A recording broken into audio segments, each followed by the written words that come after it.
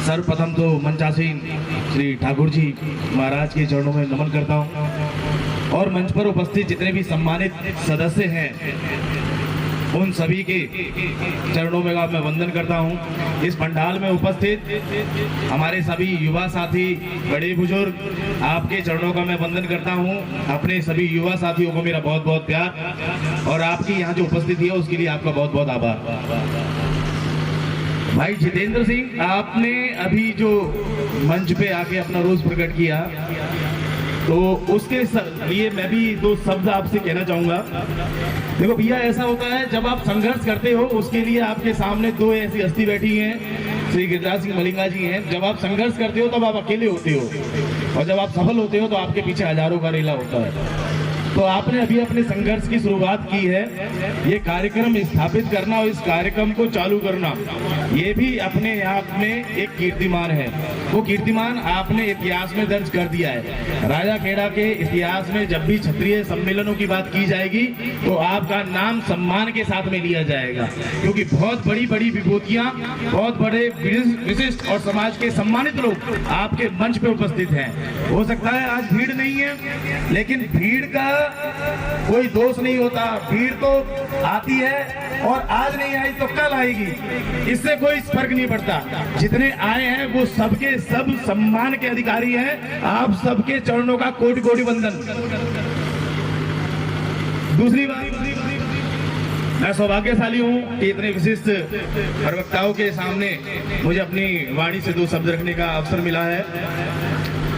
पूर्व के वक्ताओं ने जो आप सभी के समक्ष अपने शब्द रखे वो बहुमूल्य हैं, क्योंकि उनके जो अनुभव हैं वो अनुभव उन्होंने अपने जीवन काल में प्राप्त किए हैं। समाज के विभिन्न क्षेत्रों में भी कार्यरत हैं और अपने अपने अनुभव उन्होंने आपसे साझा किए। मैं आयु में बहुत छोटा हूं और आपसे केवल अपने जो अनुभव है वो आपसे मैं शेयर करना चाहूंगा। देखो साहब, आज वर्तमान युग का है। हमने राजपूतों को इतिहास की आवश्यकता नहीं है, क्योंकि आपको इतिहास ऐसा मिला है, इतना स्वर्णिम इतिहास मिला है कि आपको इतिहास में कुछ बनाने की आवश्यकता नहीं है। आपको तो केवल अपना वर्तमान बनाना है। इतिहास में आपने मुगलों के साथ में 800 सालों तक लगातार संघर्ष किया, तलवारों से इस धरा को रक्त रंजित किया, अपना खून पिला पिला के इसको सींचा है आपने। तो आपका इतिहास तो वैसे भी बहुत अच्छा स्वर्णिम है, लेकिन अब वर्तमान युग के अंदर वो तलवार की जगह किसने ली है? तलवार की जगह ली है आपके वोट ने, आपके मतदान ने। और उसमें सबसे बड़ी समस्या क्या है कि जब हम अपने समाज की बात करते हैं तो हमारा समाज कहीं ना कहीं एकत्र एक छत के नीचे दिखाई नहीं देता, वो फट जाता है टुकड़ों के अंदर, और उसका वही बिखराव हमारी सबसे बड़ी कमजोरी है। हम अपने नेता का साथ ही नहीं दे पाते।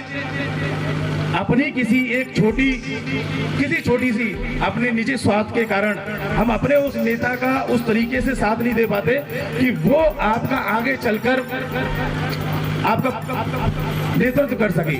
और जब तक आपका नेतृत्व नहीं होगा, आप कैसे ये उम्मीद कर सकते हो कि आपके हितों के बारे में, आपके हितों की रक्षा के बारे में कोई विचार कर सकता है? अच्छा एक बात बताओ, अगर आपका कोई मुखिया ना हो जो फैसला ले सके, तो एक बात बताओ कि आपके हितों के बारे में आवाज कौन उठाएगा?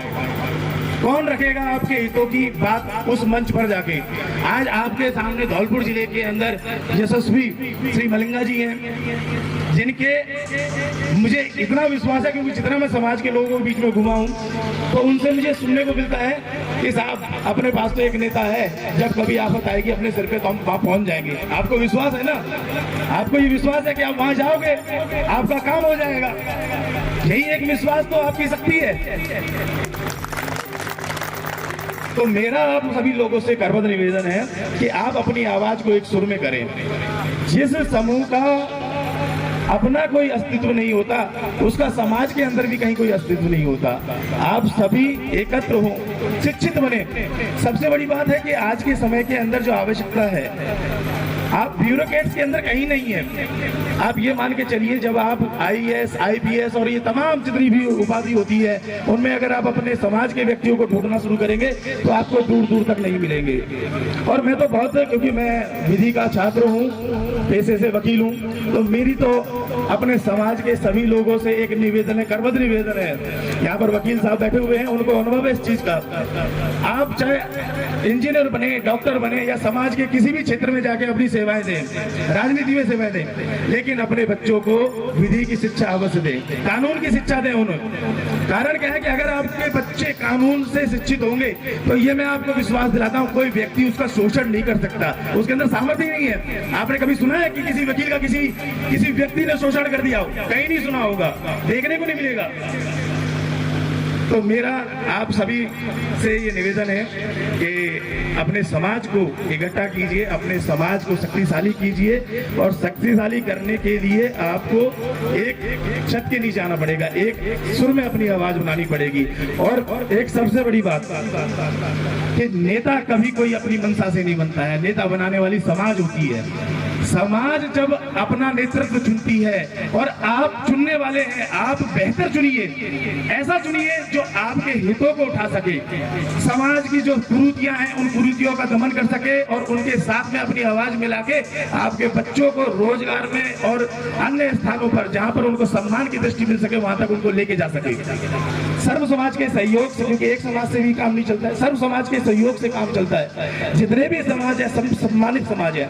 हमारे कुल में देखो गर्व होना चाहिए कि हमारे कुल के अंदर श्री राम जी पैदा हुए, श्री कृष्ण जी पैदा हुए, लेकिन वो श्री राम कैसे बने, उनके श्री राम बनने के ऊपर भी एक कारण है।